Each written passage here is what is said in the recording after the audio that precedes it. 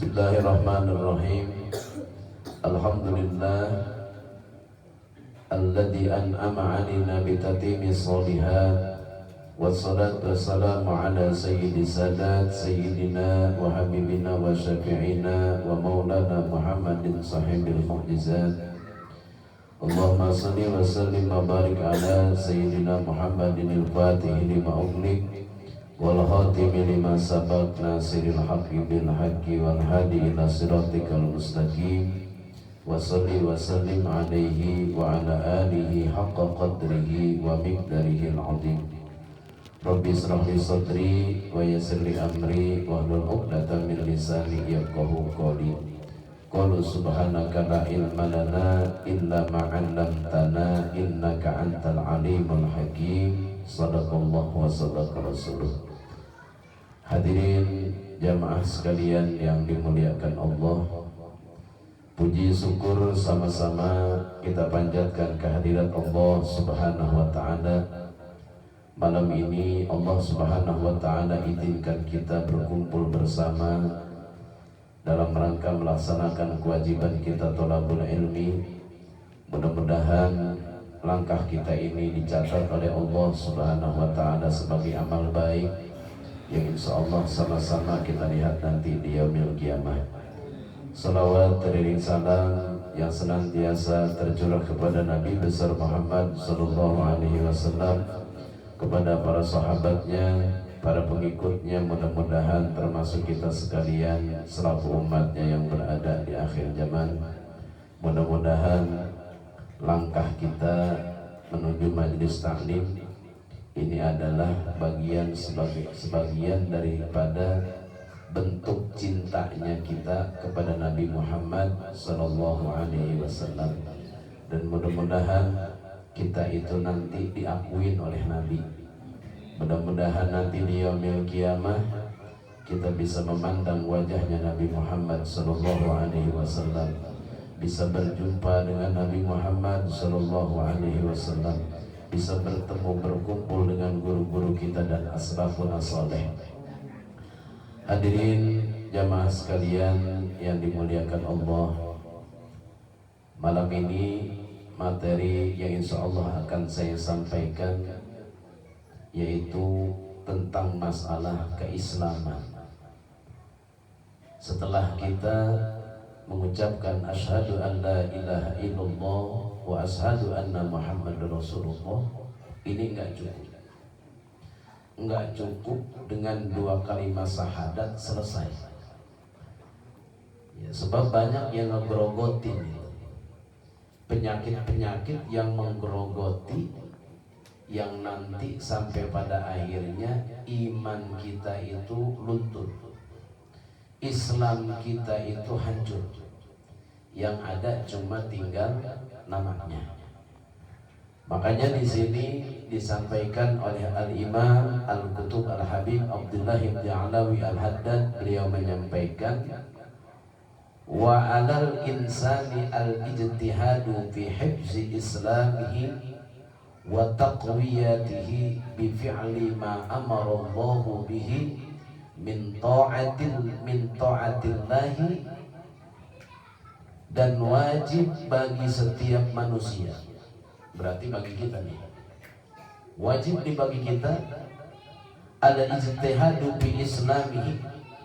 Kita ini Pak punya satu kesungguhan, ada satu kesungguhan bihibji islami, di dalam menjaga keislaman kita. Jadi Islam itu kudu dijaga. Islam yang ada pada diri kita ini kudu dijaga. Kalau nggak dijaga hilang Islam, Pak. Cuman tinggal apanya aja, tinggal KTP-nya doang, agama Islam, akhlaknya bukan Islam. Agama Islam, tapi kelakuannya bukan Islam. Agama Islam, kesehariannya bukan Islam. Agama Islam, muamalahnya bukan muamalah yang diajarkan oleh Islam. Makanya kata Imam Haddad, wa 'alal insani al-ijtihadu fi hifzi islamihi. Wajib atas manusia ini punya satu cita-cita yang kuat, adanya satu kesungguhan di dalam menjaga Islam. wa taqwiyatihi, dan menguatkan Islam. Kalau enggak dijaga, ya Islam enggak bakal kuat. Jangan kita bicara Islam di kampung kita dulu tuh. Jangan kita bicara Islam ada di satu desa kita. Enggak usah, terlalu jauh. Kita Islam yang ada di diri kita aja. Kita ini beragama Islam. Ya, kita kan Islam. Semua kita di Islam. Pertanyaannya, Islam kita ini udah bener apa belum nih? Islam kita ini udah bener apa belum? Jangan-jangan udah tinggal tulisan doang di KTP agama Islam. Nggak taunya kelakuannya Yahudi.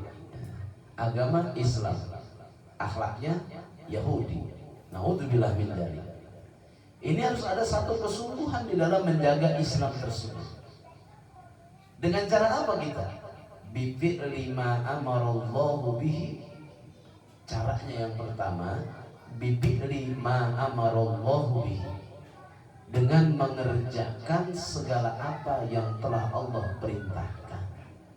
Ini pertama ya. Jadi yang pertama, untuk menjaga Islam yang ada pada diri kita, untuk menguatkan Islam yang ada pada diri kita, yang pertama bifi'li ma amarallahu bihi, dengan mengerjakan apa yang telah Allah perintahkan. Mana yang Allah perintahkan? Setiap hari kita diperintahkan untuk sholat.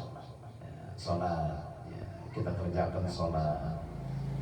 Sholat dikerjakan sesuai dengan apa? Sesuai dengan syarat dan rukunnya. Min ta'atillahi ta'ala, sebagai bentuk ketaatan kita kepada Allah Subhanahu wa ta'ala. Berarti orang yang kagak sholat itu Pak, ya, berarti dia nantang Allah. Orang yang gak sholat itu dia beragama Islam. Dia gak sholat berarti dia nantang Allah. Makanya pertanyaannya, kita ini kan katanya hamba ya. Konsekuensinya kalau hamba itu apa? Yang namanya hamba ya manut, kan gitu. Yang namanya hamba itu manut, tergantung Tuhan. Kalau kata Tuhan jalan ke kanan, ya ke kanan. Kalau kata Tuhan jalan ke kiri, ya ke kiri. Namanya juga hamba. Misalnya ada di kerajaan, ada raja, ada seorang raja, di situ pasti ada hamba. Yang namanya hamba tuh nurut. Yang namanya hamba tuh nggak boleh ngengkel dengan perintah raja. Yang namanya hamba tuh harus patuh. Nah sekarang pertanyaannya, kita introspeksi diri kita. Kita ini udah jadi hamba beneran apa belum? Kan kita gampang mengaku kita kan hamba Allah. Ya berarti kalau hamba Allah ya menurut sama Allah. Kita kan hamba Allah. Kalau kita ngaku sebagai hamba Allah, berarti apa yang Allah perintahkan ya kerjain. Apa yang Allah larang tinggalin. Jangan kita ngaku hamba Allah tapi perintah Allah kita tinggalin. Nah berarti hambanya itu dua kali kalau begitu namanya. Namanya hambaan ya, bukan hamba beneran. Sebab kalau yang namanya hamba yang sesungguhnya, pasti seorang hamba akan nurut, akan patuh perintah Tuannya. Kalau kita hamba Allah, kita pasti nurut dengan apa yang Allah perintahkan.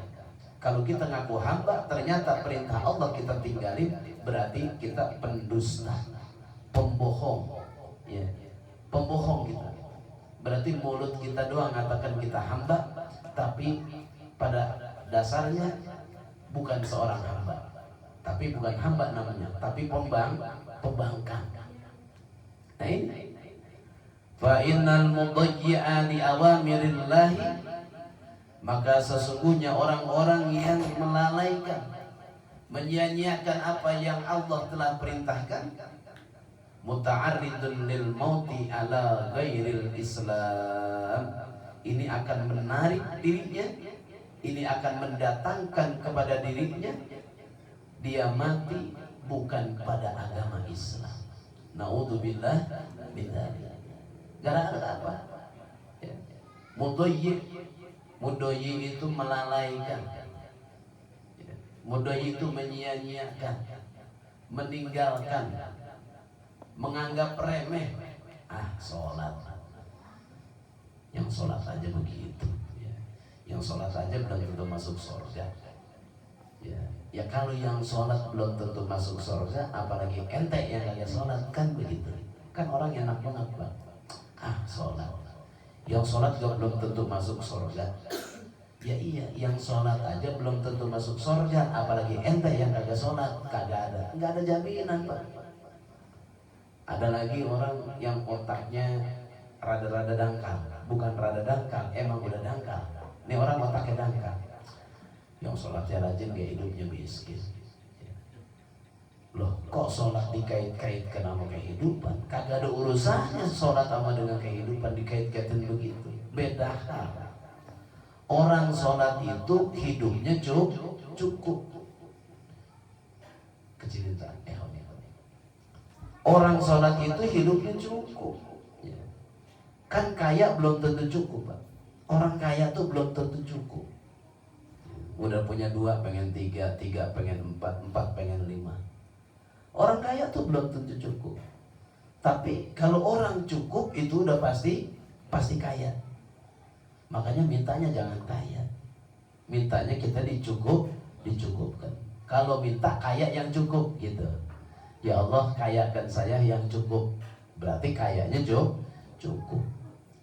Jadi orang-orang yang mudayyi li awamirillah, mereka ini melalaikan, menyia-nyiakan perintahnya Allah, dianggap remeh, sholat dianggap remeh. Muta'arridun lil mauti ala ghairil Islam, ini akan mendatangkan kepada dirinya kematian bukan dalam keadaan Islam. Naudzubillah min dzalik. Misalnya dia judi, ya, sekarang kan judi lagi marak, Pak. Judinya sekarang bukan main gaple, judinya judi apa itu? Judi online. Ya, orang judi online itu ada yang sampai gila-gila kan. Rumah dijual, ini dijual, bini dijual. Ya. Kalau laku bini digadein sama dia. Ini orang udah gila nih kalau udah kena begini. Kena judol tuh. Nah, perintah Allah ditinggalin. Ini muta'arid, ini akan mendatangkan kepada dirinya kematian di luar. Artinya dia mati bukan dalam keadaan Islam. Na'udzubillah min dzalik.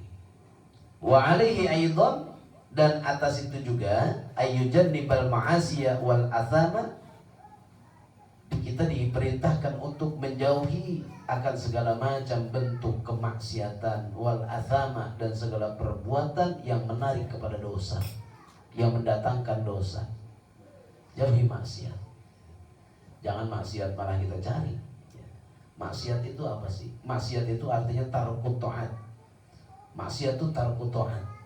Ketika seseorang meninggalkan ketaatan kepada Allah, berarti dia sudah maksiat. Apalagi dia maksiatnya bangga. Naudzubillah min dzalik. Ini sering saya sampaikan. Orang yang bangga dengan maksiat, dosanya itu berlipat-lipat dari maksiat yang pernah dia kerjakan.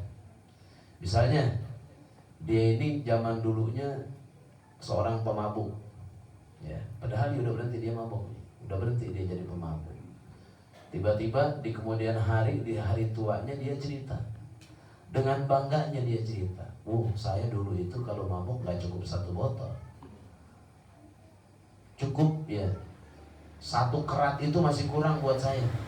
Saya itu kalau mabuk 1 kerat, padahal dia udah tobat, Pak, dia udah tobat. Tapi dia bangga tuh dengan maksiat yang pernah dia lakukan dulu. Itu bangganya di saat itu dosanya berlipat-lipat daripada dosa yang pernah dia kerjakan dulu. Mestinya apa? Kalau kita pernah berbuat maksiat kepada Allah, mestinya aib itu ditutup, jangan dibuka. Bukan kita bangga. Loh kok maksiat bangga ya? Ya, bangga dengan maksiat, bangga dengan perbuatan dosa, cerita ya. Cerita perbuatan maksiat dia, cerita dengan segala macam bentuk kedurhakaan dia kepada Allah Subhanahu wa taala. Naudzubillah min dzalik. Jauhkan segala perbuatan-perbuatan maksiat. Kenapa? Fa innaha tud'aibul Islam wa tuhinhu. Maka sesungguhnya perbuatan maksiat itu dapat melemahkan Islam wa tuhinuhu, dan menghinakannya. Nah, kita umat Islam, ketika kita melakukan satu kemaksiatan, berarti kita sedang menghinakan Islam. Jadi kalau yang namanya menghina Islam itu Pak, bukan cuma ketika ada Quran dibakar. Bukan. Termasuk pelaku penghina Islam itu siapa? Termasuk pelaku penghina Islam itu siapa? Orang-orang yang meninggalkan perintah Allah. Wa tuhinuhu, dia telah menghinakan Islam. Dengan apa? Dengan dia tidak sholat, dengan dia melanggar perintah-perintah Allah, berarti dia telah melemahkan Islam. Wa tuhinuhu, dan dia telah menghina Islam itu sendiri. Kita kan suka ngamuk-ngamuk ya. Kita ngamuk, ada orang menghina Islam, wah kita teriak. Tapi kita teriak, kita agak sholat. Ya, berarti kan kita sama aja tuh sama dia. Ya, berarti dia dengan kita tuh sama. Cuma bedanya dia menghinanya secara terang-terangan. Kita yang gak sholat, berarti kita menghina Islamnya dengan cara apa? Dengan cara yang tidak terang-terangan. Kalau dia sekali menghina Islam, berarti kalau kita gak sholat setahun, berarti setahun kita udah menghina Islam. Misalnya ada orang menghina Islam, ada orang-orang menghina Islam di medsos. Wah, kita kan semua teriak ya, saya kagak terima Islam dihina, saya kagak terima Islam direndahkan. Sebetulnya kalau kita kagak sholat, kita sendiri adalah pelaku penghina Islam itu. Dengan apa?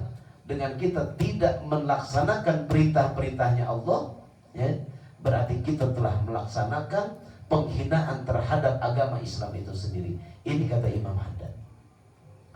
Wahud nafsaka bimtithali awamirillahi wajtinabi maharibihi, dan jadikanlah diri kita bimtithali awamirillah, melaksanakan apa yang telah Allah perintahkan. Wajtinabi maharimihi, dan kita menjauhi segala apa yang telah Allah larang. Nah, kalau kita sudah pernah melaksanakannya, wa in waqa'ta fi shay'in minha fatub ilallahi ta'ala minhu. Kalau kita pernah melakukan kemaksiatan tersebut, fatub ilallah, maka bertaubatlah kita kepada Allah Subhanahu wa ta'ala. Yang tujuannya apa? Tujuannya agar kita ini matinya nanti husnul khotimah. Sebab kenapa? Ketika kita menghina agama kita, ketika kita melalaikan apa yang telah Allah perintahkan, yang kita khawatirkan matinya kita ini su'ul khotimah. Sebab nggak ada yang jamin Pak, kita mati besok ini husnul khotimah apa su'ul khotimah, nggak ada yang tahu. Ya, kita nggak ada yang tahu. Cuma kita sedang berusaha agar kita ini ketika meninggal dunia, matinya tadi dalam keadaan husnul khotimah. Di sini disampaikan, wa kana ba'du salafis salihi yaqul, dan adalah sebagian para ulama-ulama salafus salih itu mereka berkata, wallahi, demi Allah, ma amina ahadun ala dinihi ayyuslaba illa suliba. Demi Allah, tidaklah seseorang itu merasa aman kalau agamanya ini enggak akan dicabut. Illa ayyuslaba illa suliba, kecuali agamanya itu akan dicabut. Artinya kita ini jangan pernah merasa aman. Jangan pernah merasa aman agama yang ada pada diri kita ini enggak dicabut. Kenapa? Kalau kita enggak jaga tadi dengan melaksanakan perintah-perintahnya Allah, justru itu akan dicabut. Bahkan orang-orang salafus saleh di dalam fi ghayatil khauf bin khatimati su'i min su'i khatimat su'il khatimati, orang-orang yang salafus saleh itu saking takutnya Pak, saking takutnya mereka ini mati dalam keadaan su'ul khatimah, kalau mereka ditawarkan, ya, ini orang ditawarin nih, salafus saleh ditawarkan, lau iridu alayyal mauta alal islami bibabil hujrah, kalau dia ditawarkan mati di atas Islam, bibabil hujrati, di depan pintu kamar. Misalnya dia ditawarkan mati dalam keadaan Islam di depan pintu kamar, berarti kan di luar. Wasahadatu bibabid dari, dan dia mati syahid di dalam rumah, yakni asyhadatu fisabilillah. Maka yaitu dia mati syahid berada di jalan Allah.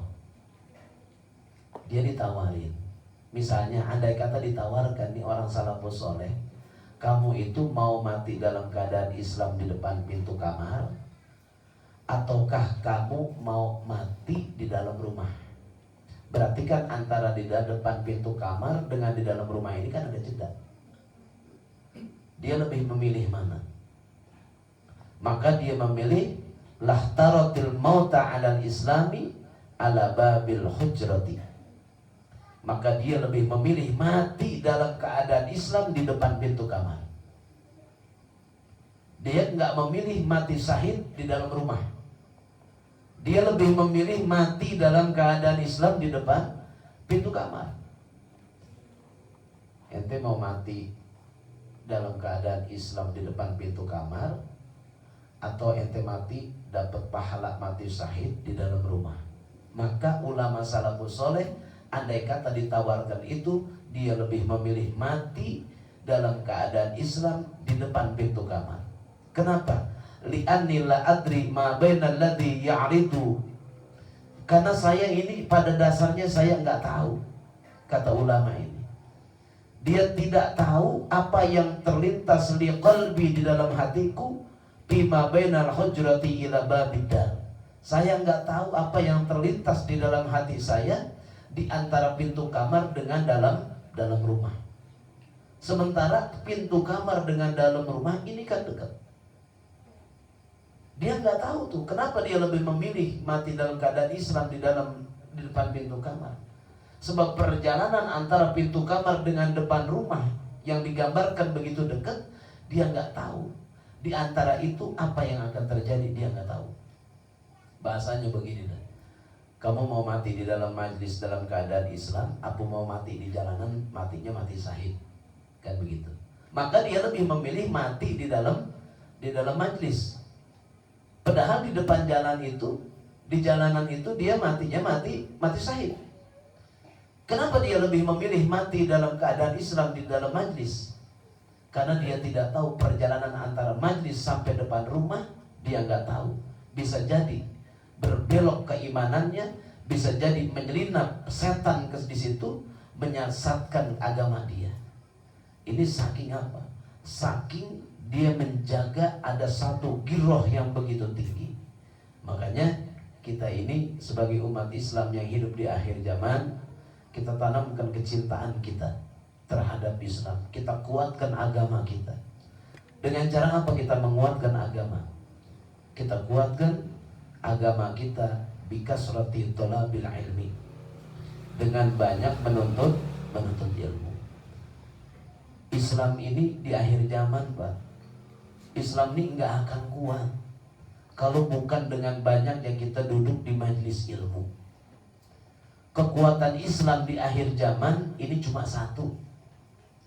Kekuatan Islam yang ada pada diri kita ini bisa kuat, Islam ini betul-betul bisa kokoh pada diri kita di akhir zaman cuma satu, yaitu dengan cara duduknya kita di majelis ilmu.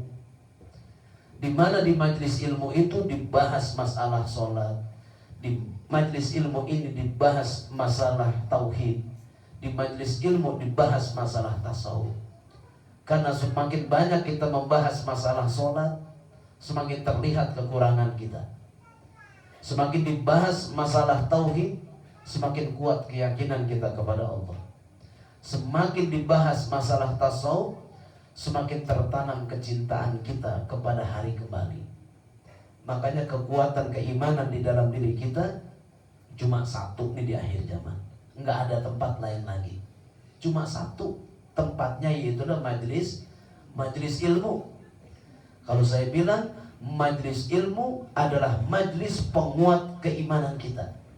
Majelis ilmu adalah majelis penguat keislaman yang ada pada diri kita. Ya. Kita mau kuatin dari mana Islam kita? Kita ngobrol di jalanan, nggak mungkin kita ngobrol di pinggir jalan ngebahas agama, ngebahas wudhu, ngebahas sholat, ngebahas masalah keyakinan, nggak mungkin. Paling pinggir jalan misalnya di warung kita bahas masalah wudhu. Ya, ada orang lagi kumpul kita bahas masalah wudhu. Paling ditinggal pergi sama dia. Ceramah mulu bosan gua ngobrol sama dia, ceramah mulu. Ngobrol di sini masalah agama, ceramah mulu. Tapi majelis yang paling ada di akhir zaman ini, majelis yang paling kuat untuk menguatkan keimanan kita, yaitu majelis ilmu. Ya. Tapi ingat, majelisnya majelis ilmu, Pak. Majelis kan banyak, ya. Ada majelis ini, ada majelis ini, ada majelis ini. Hadiri majelis ilmu. Ya. Sebab majelis ilmu itu majelis yang sangat dipandang oleh Allah Subhanahu wa Ta'ala, dan majelis yang sangat disukai oleh Nabi Muhammad sallallahu alaihi wasallam. Sampai Nabi bilang, "Idza marartum bi riyadil jannah fartahu." Kalau kamu lewat daripada taman surga, mampir ke dalamnya. Tapi itu taman surga yang ada di dunia, yaitulah majalisul ilmi, yaitulah majelis ilmu. Makanya dengan cara banyaknya kita duduk di majelis ilmu, mudah-mudahan makin hari makin kuat keislaman kita. Jangan pernah ngerasa kuat, Pak. Jangan pernah merasa kuat keimanan kita. Jangan pernah merasa sudah sempurna Islam kita.